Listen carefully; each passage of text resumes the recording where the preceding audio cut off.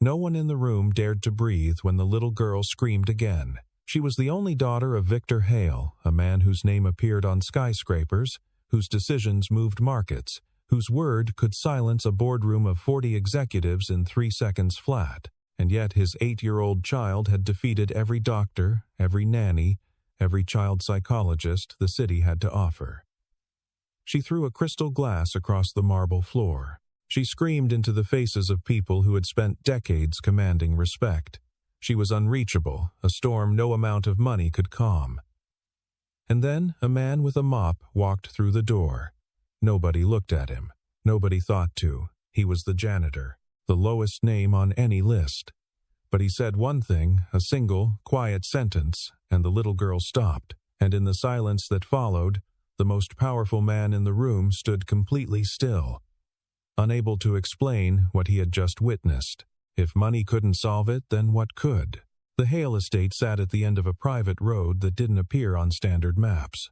It was the kind of home that made guests feel slightly ashamed of their own lives, not because it was ostentatious in any cheap way, but because every surface, every fixture, every deliberate choice of stone and wood and light communicated a single, overwhelming message. Someone here had won. The foyer alone was larger than most apartments in the city. A curved staircase swept upward like the spine of some great architectural creature. 2 of the paintings on the walls had come from actual museums, acquired through donations and careful negotiation that only a man like Victor Hale could arrange.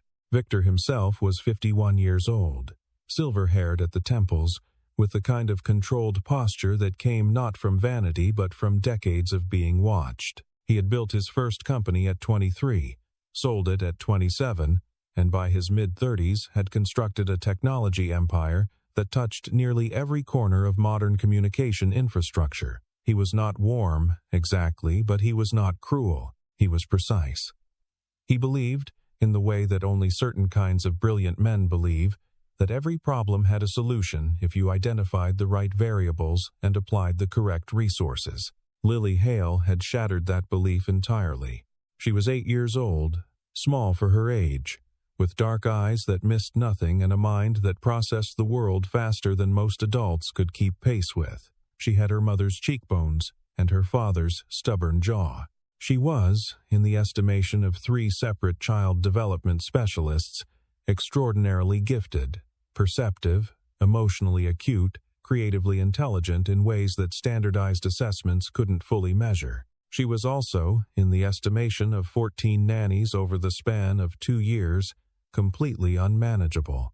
The screaming had started 7 months after her mother, Claire Hale, died of a sudden cardiac event at 39. Before that, Lily had been a quiet, serious child who loved piano music and made up elaborate stories about animals who lived in clouds. After that, she became something that the household staff described in hushed, careful voices, never in front of Victor as a force of nature that could not be reasoned with, redirected, or contained.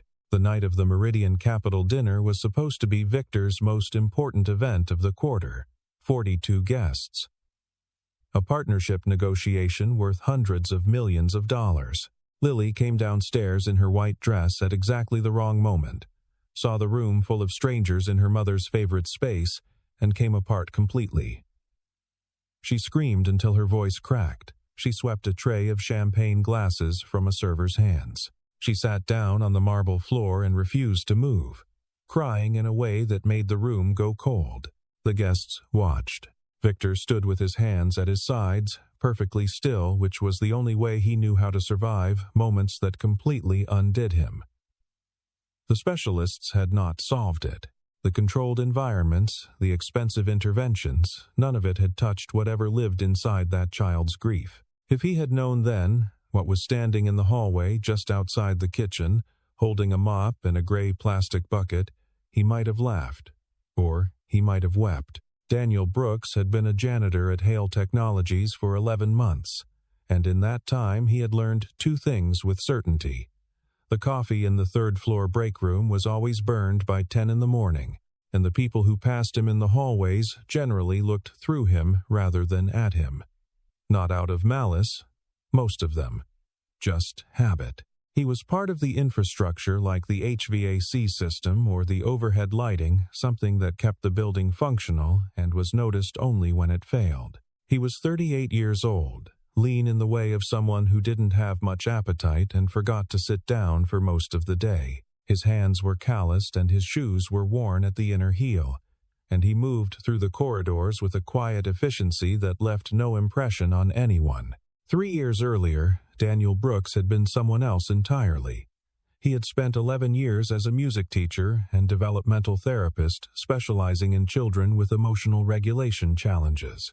He had worked at 2 clinics and 1 public school district, building a reputation that was quiet but solid, the kind that earned referrals rather than headlines. He had a gift for sitting down beside a frightened child and finding, with an almost eerie calm, the exact frequency of gentleness that the moment required. Then his wife, Rachel, got sick. Then she died. Then Daniel was alone with a 6-year-old daughter named Emma, and a grief so complete it had no name he could speak out loud. He had tried to keep teaching. He had lasted 4 months before he realized he was sitting in front of children who needed everything from him and finding, on too many days, that he had nothing left to give. So he had stepped back. He had taken the janitor position because it asked almost nothing of his interior life, just his body, his routines, his reliability. It paid enough to keep him and Emma in a small apartment, 2 bus rides from Emma's school. He had been in the Hale estate that night to deep clean the kitchen and back corridor. He had heard the screaming from 3 rooms away and had gone still, listening. The way he always listened to sounds that didn't fit their surroundings. His supervisor, a man named Greg Pollard, who communicated almost exclusively in barely contained irritation, had appeared in the hallway and jabbed a finger at a scuff mark near the service entrance. "Fix that before someone sees it," Greg had said, not looking at Daniel's face. "And stay out of the East Wing." Family situation, Daniel had nodded and gone back to his bucket. But the screaming didn't stop. It went on for 9 minutes. Daniel knew, because he had been counting without deciding to, the way he always counted rhythms involuntarily, like breathing. He could hear, even from the service corridor, the specific texture of what was happening. Not a tantrum, not manipulation. This was something older and more desperate. This was a child who had been swallowed by something too large for her body and was trying, the only way she knew how, to find the edges of herself again. Greg reappeared, looking rattled. "They need the east corridor cleared. Broken glass. Get in there, clean it up, and get out without being seen. Don't engage with anyone." Daniel carried his bucket into the east wing. The room was large and white and lit with warm, golden light. About a dozen people stood at the far end, pressing themselves toward the walls with the body language of people who desperately wanted to appear as though they were somewhere else. Victor Hale stood in the center of the room with his hands clasped behind his back, his jaw set, his eyes fixed on his daughter. Lily was on the floor near the fireplace.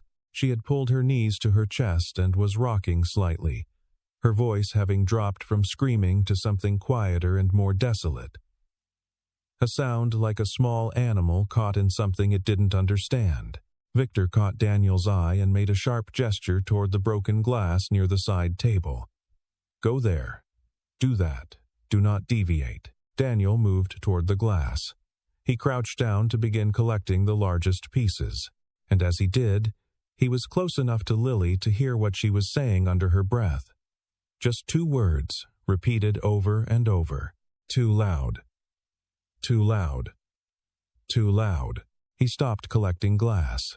He looked at her, not the quick, careful glance of someone trying not to intrude, but a real, steady look. He took in the way her hands were pressed flat against her ears, even though the room had gone nearly silent. He saw the rocking, the rhythm of it, the way her breath came in shallow, uneven bursts. He saw the pattern the way he had once, in a different life, trained himself to see it. Greg was somewhere behind him. Victor Hale was 3 feet to his left, radiating the specific fury of a man who was terrified and had no outlet for it. Daniel set down his dustpan. He was